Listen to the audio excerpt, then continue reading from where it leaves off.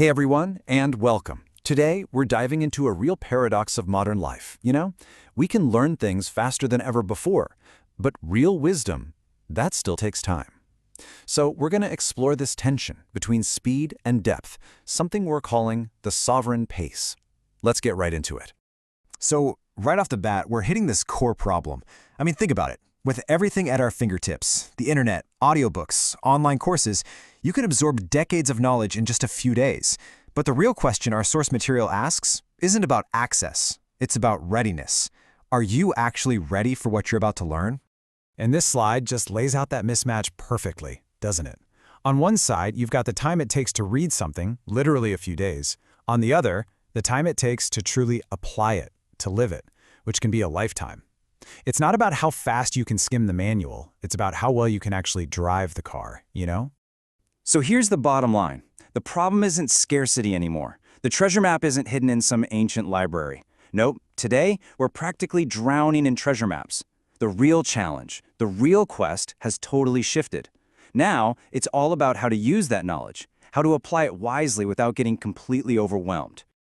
Okay, so to really get a grip on our modern situation, we've got to take a step back. Let's look at how things used to be. Because in the past, powerful knowledge was handled, well, very differently. It was a time of extreme caution and a whole lot of secrecy. Wow, this quote really shows you the mindset back then. The traditional way of thinking was that getting this kind of knowledge prematurely wasn't just, a waste of time, it was actually dangerous. The biggest risk wasn't missing out on it, but getting it even one single minute too soon. And that philosophy, it led to a really specific way of teaching. Knowledge was handed out in these tiny, careful bits and pieces, often over many, many years. The instruction was almost always one-on-one. And honestly, a huge part of this was just plain fear. The fear that a superstitious public would totally misunderstand these ideas and, come after you for it. But that was then. Now, everything's changed. The whole argument today is that this old, secretive model just doesn't work anymore. We've moved into what you could call an age of open secrets. The goal now is to put the tools for human transformation into everyone's hands. This quote just perfectly captures the urgency of today. When you look at the huge problems facing the world, the thinking is, we just can't afford to keep these powerful methods locked away anymore. The risk of holding this stuff back is now seen as way, way greater than the risk of sharing it. And this idea, it flips that old pearls before swine concept completely on its head.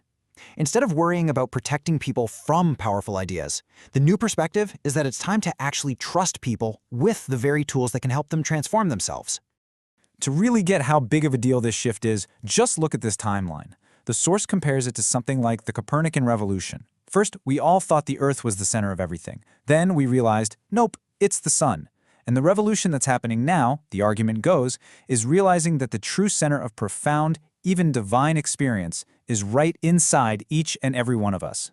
So, if the information is everywhere and the old gatekeepers are gone, what's the new system? Well, the answer is you. It's personal responsibility. The power, and the duty, to manage this whole process now falls squarely on your shoulders. It's all about finding your very own sovereign pace. Okay, so how do you actually do that? Well, there's this really key concept called a stable platform of practice. Think of it as your home base. It's a simple, steady routine that feels comfortable and totally sustainable for you. It's the solid ground you need to be standing on before you even think about taking the next step.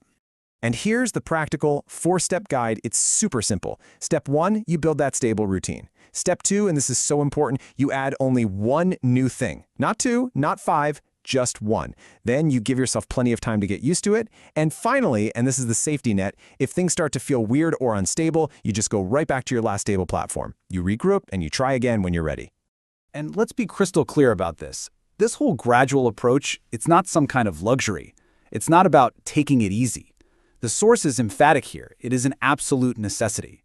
Because if you try to run before you can walk with this stuff, you are going to fall flat on your face.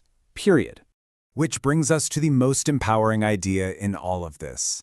If you're the one in charge of your own pace, then where does the real guidance come from? Who's the teacher in this new world? Well, first, the source points to a core practice that you can build that stable platform around: meditation. It says that with meditation alone, you can get incredibly far. Every other technique, every other practice, is really just an add-on, something to enhance that one core thing. If you only do one thing, that's the one. And that leads us to this final thought, the ultimate takeaway. In this new age of open secrets, the person who decides what's right, the ultimate guide, the teacher who knows your limits and your potential better than anyone else, is you. The responsibility is all yours, but so is the wisdom. The guru is in you.